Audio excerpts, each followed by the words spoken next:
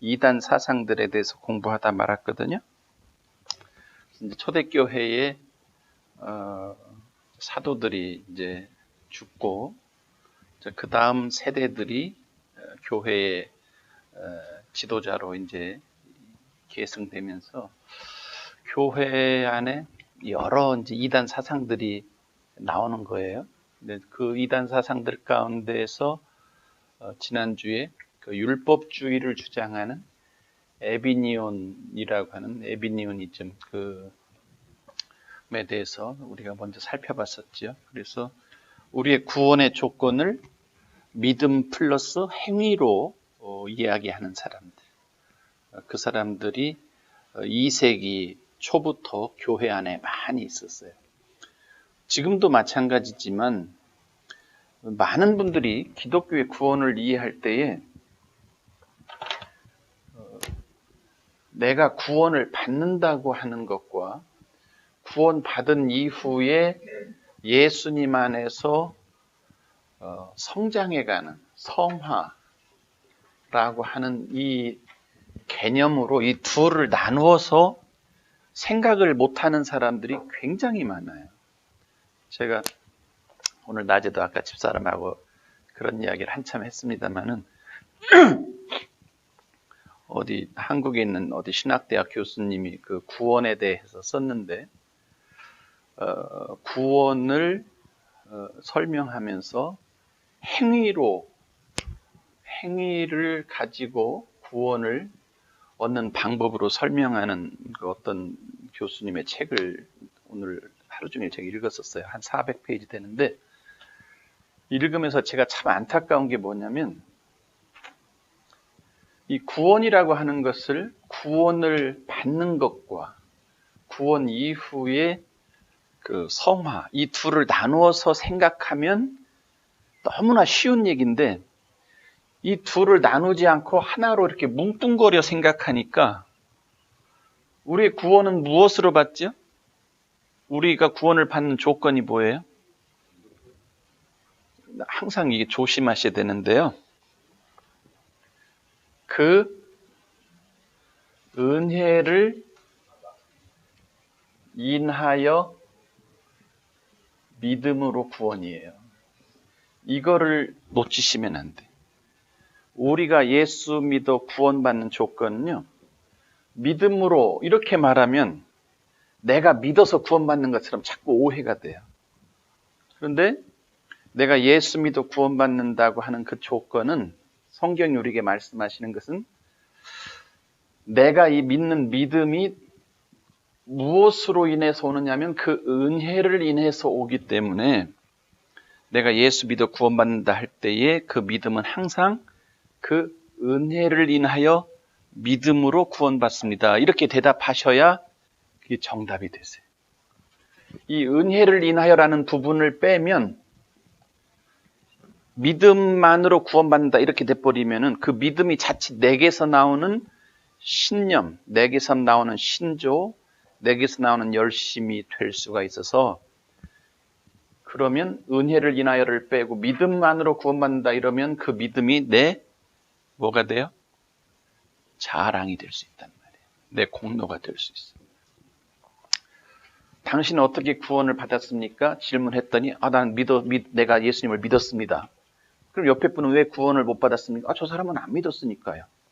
이렇게 돼버리면 내가 구원받은 근거가 나는 내가 믿어서 구원받았고 저 사람이 구원 못 받은 것은 저 사람은 안 믿어서 구원을 못 받았기 때문에 내 구원의 근거가 내가 믿었다고 하는 것이 구원의 조건이 돼서 그 믿음이 내 자랑이 되고 내 공로가 된다 이 말이에요. 그러니까 에베소서 2장 8절 9절에 너희가 그 은혜를 인하여 믿음으로 말미암아 구원을 얻었나니 이것이 너희에게서 난 것이 아니요 하나님의 선물이라. 행위에서 난 것이 아니니 이는 너희로 자랑치 못하게 하려 함이니라 이렇게 말씀하시잖아요. 성경이 괜히 그 말을 쓰는 게 아니고 이 믿음으로 내가 구원받는다 이렇게만 얘기해버리고 그 믿음이 내 공로가 되면 내 자랑이 되기 때문에 그런 식의 믿음이 우리의 구원을 주는 것이 아니다 이 말이에요. 그러니까 기독교의 구원에 있어서 믿음보다 더 앞선 것은 뭐예요? 은혜인 거예요. 은혜. 하나님이 그 은혜를 십자가에서 우리에게 주실 구원의 선물을 그 은혜를 완성시키셨고 그 은혜가 우리에게 그 은혜를 인해서 우리에게 그 믿음이 주어져서 우리가 그 은혜를 인하여 주신 믿음을 인해서 우리가 믿는 자가 되어 구원함을 받는 자가 되는 것이기 때문에 구원의 조건이 무엇이냐라고 말할 때는 항상 그 은혜를 인하여 믿음으로 구원받았습니다. 이렇게 고백을 하시는 것이 기독교인의 가장 바른 대답이 된다. 이렇게 말씀을 드리고 싶고요. 그러면 여기에서는 내가 구원을 받기까지는 행위라고 하는 것이 있어요, 없어요? 믿음조차도 내 자랑이 될 수 없고 공로가 될 수 없다면 여기서 내가 구원의 조건으로서 행위는 구원받는 자리에 이르기까지는 행위가 요구되지 않는다고 말씀드렸잖아요. 그러나 구원을 받은 이후에는 우리가 거듭나고 하나님의 자녀가 되고 영적 갓난아기가 되고 나면은 이때부터는 하나님의 자녀다운 자녀로서의 성장,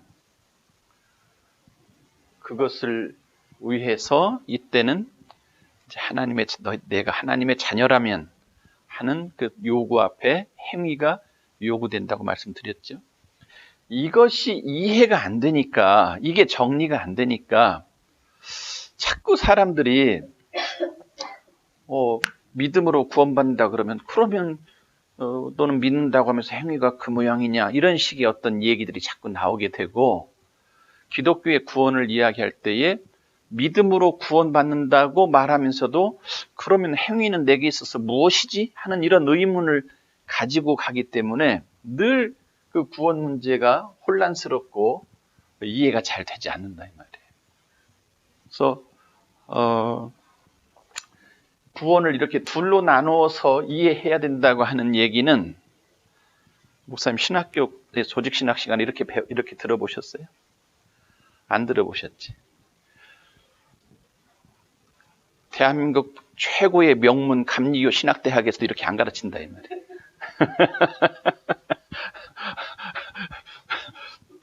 제가 농담 같지만 신학대학교 교수님들 중에 죄송해요 대단히 이걸 이렇게 나누어서 설명을 해주시는 분들이 거의 없어요.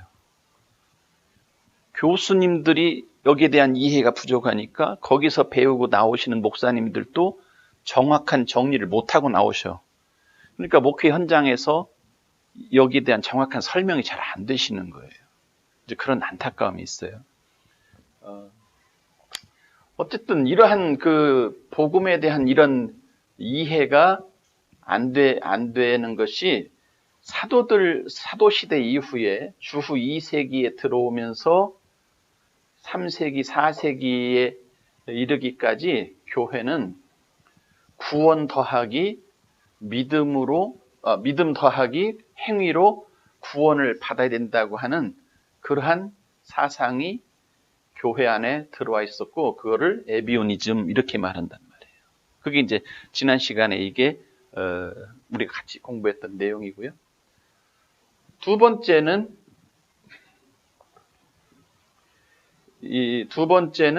이제 영지주의라고 하는 것이 있는데요. 영지주의. 초대교회를 흔들었던 이단 사상 가운데 영지주의라고 하는 것이 있는데 이 영지주의라고 하는 것은 누누이 말씀드렸지만 저 신의 세계가 있고 그 다음에 이 인간의 세계가 있는데 이 세상을 이분법적으로 나누어 생각하는 거예요. 이 플라토닉 그 아이디어인데 플라톤적 사고를 가지고 세상을 이분법적으로 이해하는 거예요. 이 신의 세계는 선하고 인간의 세계는 악하다 이렇게 보는 거예요.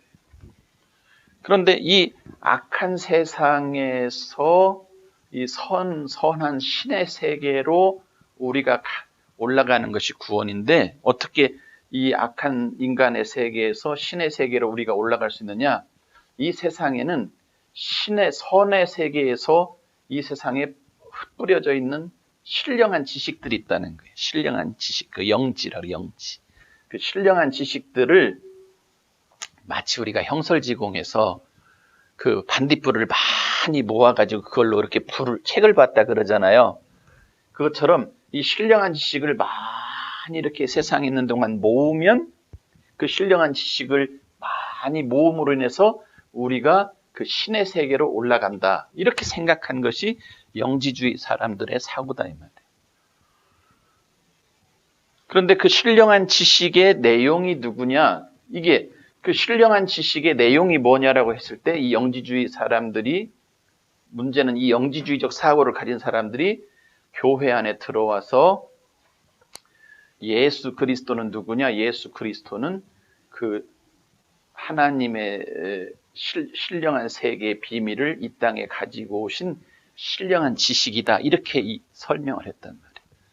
그러니까 예수 그리스도를 믿음으로 구원받는 것이 아니고 예수 그리스도를 통해서 나타난 하나님의 계시, 하늘의 신령한 지식들을 많이 모음으로 구원을 받는다. 이렇게 기독교 안에 들어온 영지주의들이 교회 안에 그런 가르침을 가지고 있었어요. 그런데 이러한 영지주의 사상의 문제점이 뭐냐면 예를 들어 이 사람들에게서 그럼 예수라는 분은 누구냐? 예수는 우리가 생각하는 것처럼 하나님의 아들이 아니고 예수가 이 땅에 오셨다라고 하는 것은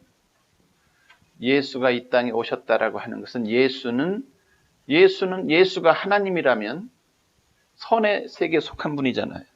선의 세계에 속한 신의 아들이 어떻게 인간 가운데 들어올 수가 있느냐. 이 악의 세계에 들어올 수가 있느냐. 이건 있을 수가 없는 이 사람들의 사고에서는요. 그러니까 이 사람들의 사고에서 예수는 신이 아니든지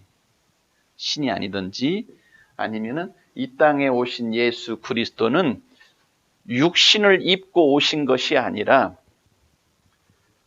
그 육신에게 잠깐 몸을 빌려서 이렇게 잠깐 머물다가 다시 돌아가셨다는 거예요. 다시 그 신의 세계로 돌아갔다는 거예요.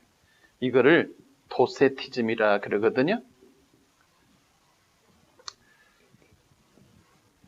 예수님은 신이신 분으로서 신이 인간의 몸을 입고 이 인간 몸에 몸을 잠깐 빌려서 성육신 인카네이션 하신 것이 아니라 몸을 잠깐 빌려서 오셨다가 이 사람들의 주장대로 얘기하면 십자가에 못 박혀 죽으실 때에 그 고통을 받지 않고 몸에서 빠져나가 다시 하늘나라로 가시고 십자가에 못 박혀 죽은 예수는 나사렛 출신의 인간 예수만 그렇게 죽었다. 이렇게 말한단 말이에요. 이걸 가현설이라고 해요. 가현설. 가짜로 나타나셨다. 이런 주장이 이런 영지주의를 통해서 교회 안에 많이 들어와 지배하고 있었다. 이 말이에요. 당신 너무 그렇게 인상 쓰면서 보지 마.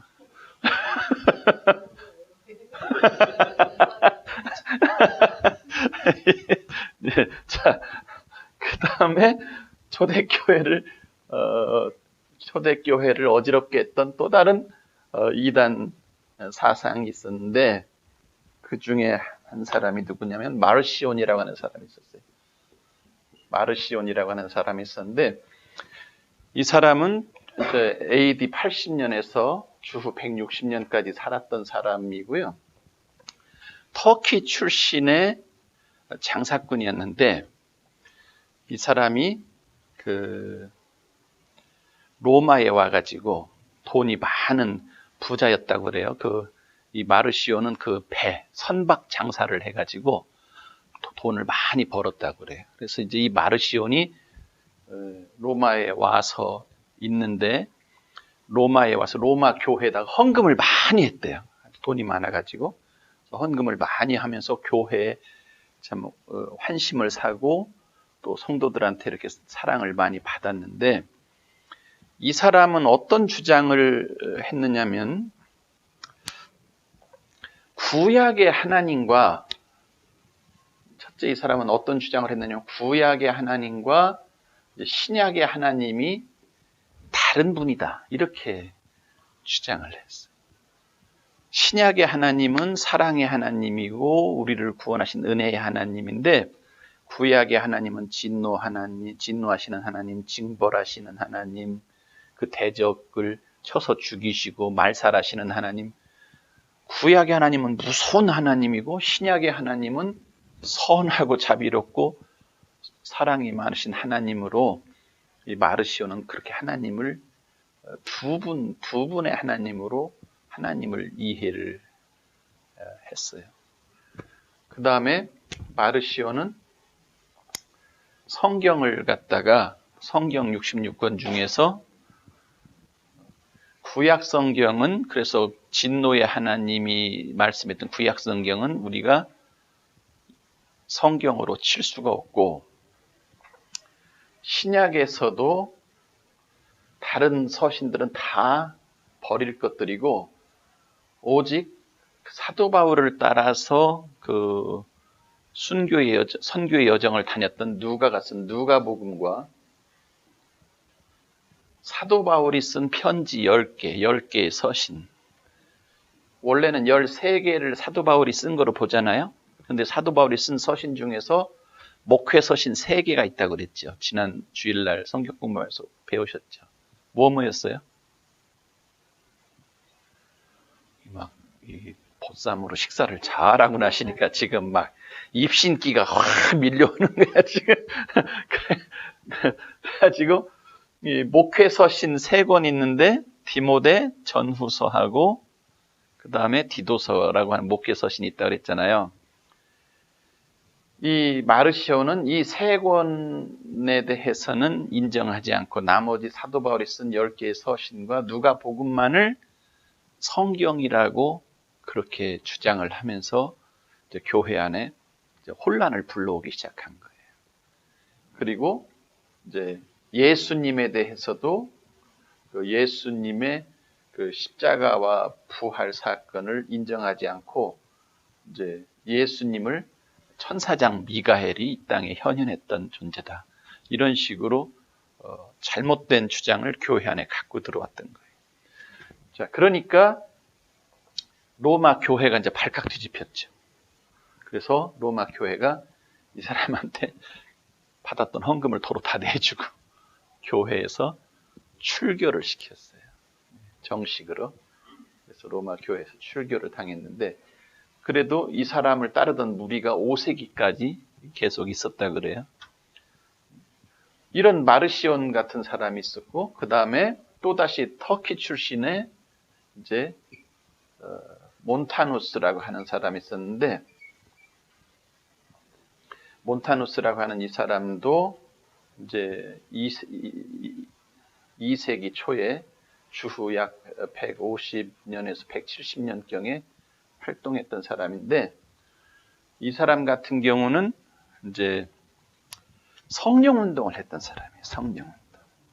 그래서 이 사람은 성령 운동을 했는데 이상한 방언을 말하고 예언을 하고 그 다음에 자기 때에 2년 안에 예수님이 다시 오신다고 하는 종말론을 이야기하면서 자기를 따르는 무리들한테 집과 재산을 팔아가지고 바치게 하고 그러면서 그 자기는 그 하나님 앞에서 직통계시를 받는다는 거예요. 직통계시. 그래서 그렇게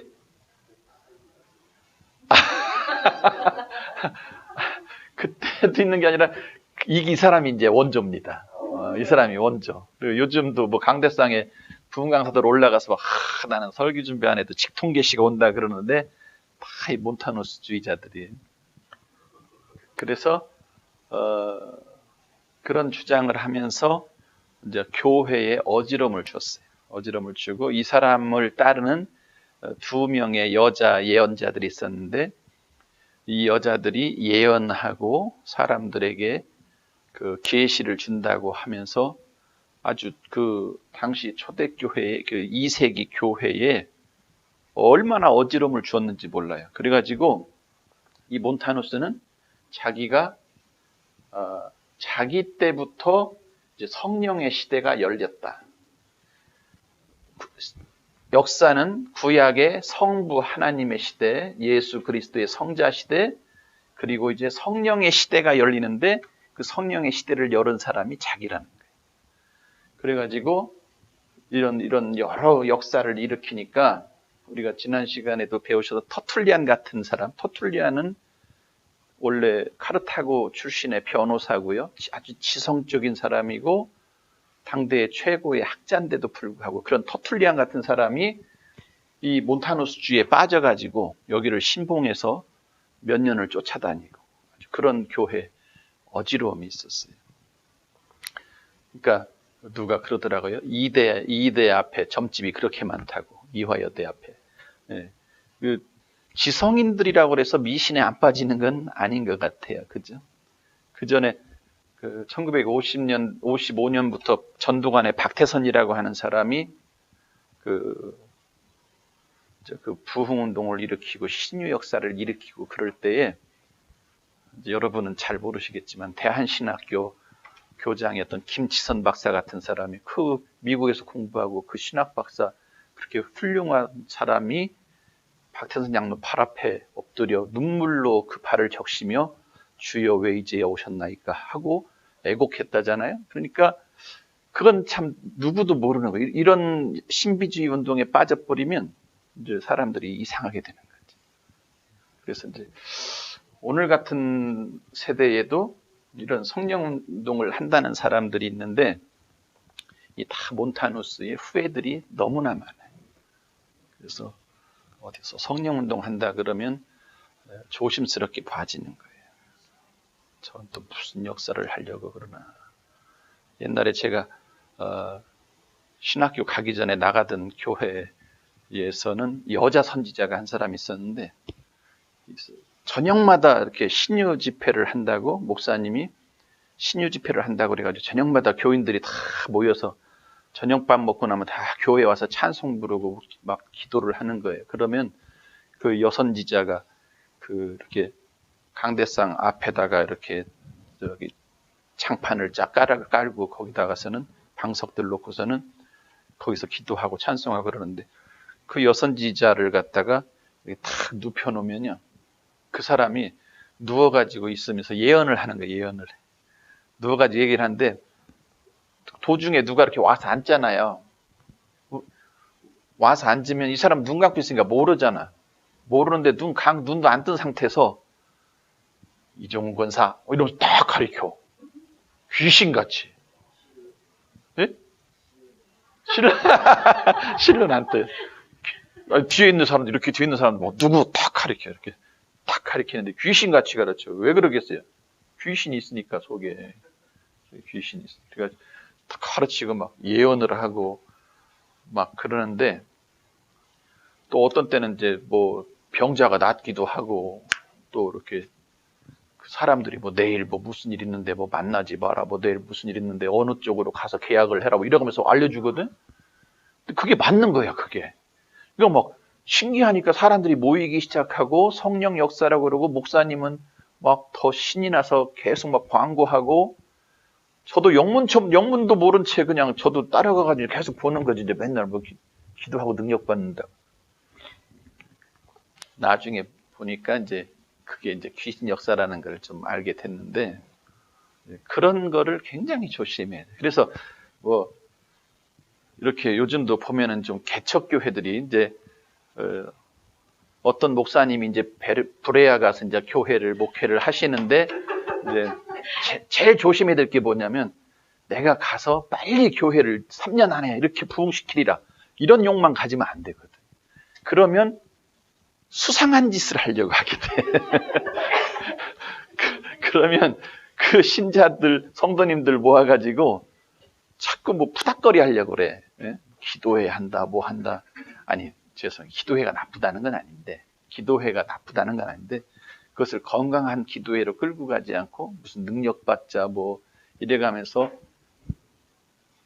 이상한 운동을 해가지고 그래서 저는 가끔 이렇게 저녁에 뭐 어디 무슨 뭐 막 성령 뭐 대망 집회 뭐 이런 얘기 하면은 제가 여사로 안 봐져요. 근데 어쨌든 그런 일들이 사실은 요즘의 일이 아니라 벌써 이미 2세기 때부터 이렇게 교회 안에 들어왔었다고 하는 거예요. 그 다음에 몬타누스주의가 또 하나 했던 것이 종말론이라고 하는 사상. 예수님 2년 안에 오신다고 시집장가도 가지 못하게 하고 결혼도 못하게 하고 다 팔아서 바치게 하고 아주 그런 커다란 혼란을 교회 안에 주었어요. 1992년에 10월 28일 날 예수님 오신다고 거기다 갖다 바친 사람들 많잖아요. 그죠?